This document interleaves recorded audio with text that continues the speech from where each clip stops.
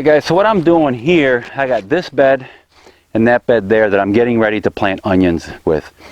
I went to Dixondale Farms website, they're dixondalefarms.com, and I was searching for a good variety of onions. I wanted them to be big, sweet, and delicious. So anyways, I found the Texas Legends. They're supposed to be a really good size onion, 4 to 6 inches across. I don't know, 15. They show a picture of a tape measure with roughly 15 inches in circumference. But they are a big onion. I've been doing a lot of research. I grew some onions last year. They didn't do so good. They did okay, but you know, they're the type you buy at the big box stores. Like I said, they were okay. They were nothing special. But yeah, so I'm looking for a good size onion, something that you. I love onions, man. If you ever saute onions in olive oil, and you get those suckers going, and it just fills the whole house, man. It's like, oh, I'm hungry. But anyways, I'm looking for a sweet, big variety that. If you only use half of it, put the other one in the fridge and use it the next day. So I chose the Texas Legends for that because they're big, sweet, and they look delicious. So I'm going to plant them in here. Of course, the key to any soil, whether it's onions or plants, whatever it is, make sure you got plenty of organic material in your soil, whether it's compost, manure. I personally add minerals to my soil, because especially like here we have a bed of Swiss chard. Now during the summer you couldn't even see the soil because it was just so clustered in Swiss chard in there, and you know that robbed all the nutrients out of there and put it into the plant, which is good. That's what we want, because then when we eat it we get the nutrients, right, and the minerals. So usually every spring like this, well, we're in winter, but for the spring, if you need to amend the soil, put more compost in there, manure, and also add minerals, because I mean, that really doesn't really go back into your soil.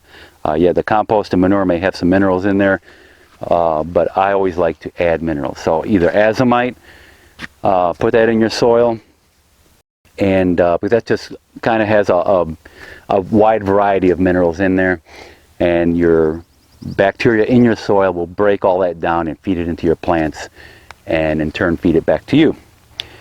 Or what I did when I first started my garden is I got my soil tested, and I'm going to put a link here to a video I did a couple years ago now on testing your soil, and it has worked wonders for me here. It's just amazing when you get your soil right and you get the right materials in there and the right minerals. Your plants will be very happy. And last year we ate solely out of this garden for, I don't know, a couple of months for sure.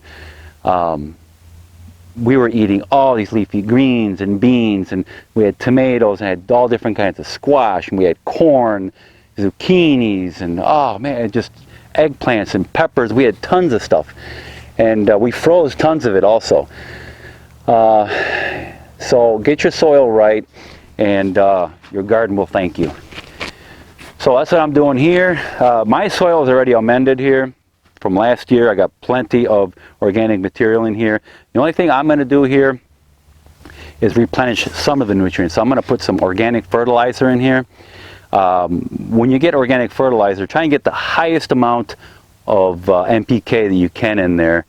I use a general purpose NPK, so I think it's 757 that I use, and that's pretty high when you get to organic fertilizers. Now I know Miracle-Gro makes one, it's in granular also. I think that's as high as 11, but use any organic or fertilizer that you can get, and sprinkle it on the top, and then just kind of rake it in on the top like this, and when it rains or when you water it, it'll get soaked into your soil better. All right, guys. So let me finish up here, and we'll start planting.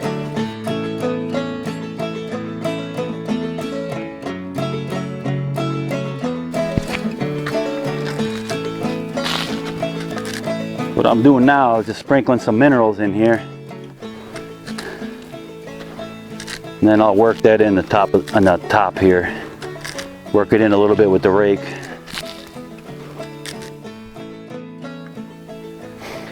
All right, guys, so that was the minerals.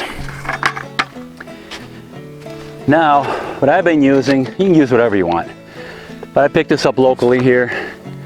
Lowe's, yeah, Lowe's has it. Only Lowe's has this. I can't find this anywhere else. But just use an organic fertilizer. This here is 757, and it's an all-purpose fertilizer, and it works pretty good. I used it last year. And the same deal you want to do here. You want to just sprinkle it on top, and then work it in a little bit with the rake.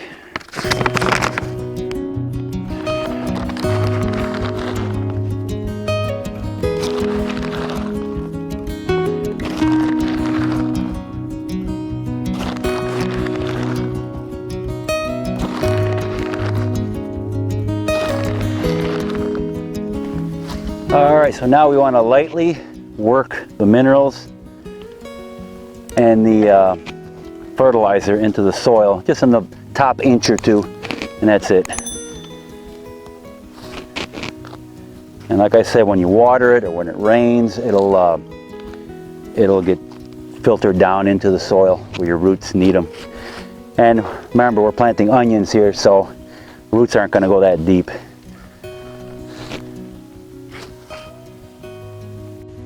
Alright, so these are the Texas Legend onions. I have 2 bundles. When they arrive at your place, they're in a round bundle. Take the rubber band off and spread them out like this. And they say they can stay like this up to, I think, 3 to 4 weeks. They've been sitting like this for about 2 weeks, so they're ready to plant now. So anyways, we're gonna get these and we're gonna plant them in the garden now. Alright guys, so what I'm going to do here is, since these are going to be pretty good sized onions, I'm going to space these out about 6 inches apart, and about 4 inches from the edge of the bed here. Now we have a raised bed here, so it's not going to get flooded here. Like I told you before, the organic material in there will hold the moisture and the water will drain through the soil and out, which is very good. So I'm going to plant these about 1 inch deep. Now the time to plant onions is about 4 to 6 weeks before your last spring freeze. So our last freeze here is March 15th roughly. So we're going to go roughly the beginning of February. We are at the end of January here, so that's good enough. And that's when they say to plant them. So we're going to go about 6 inches apart and about 1 inch deep, and hopefully that'll work out.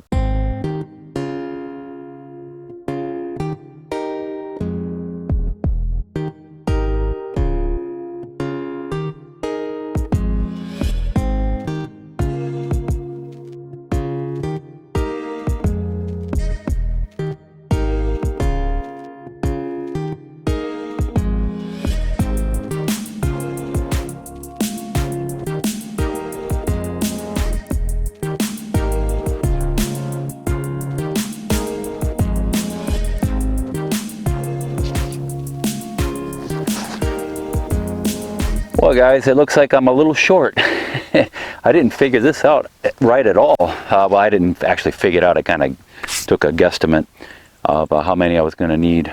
But I actually should have figured it out.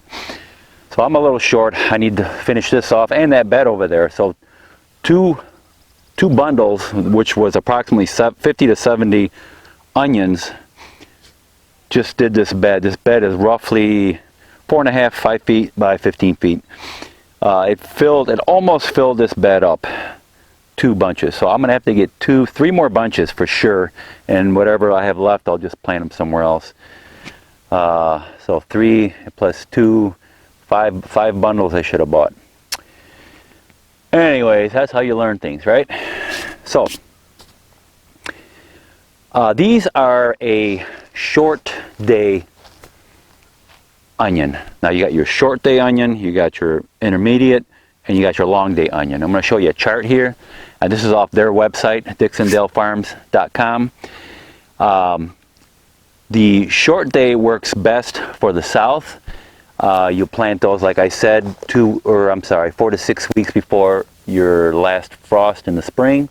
That's how you should plant your onions, based on whether you live in a short day area, intermediate, or long day.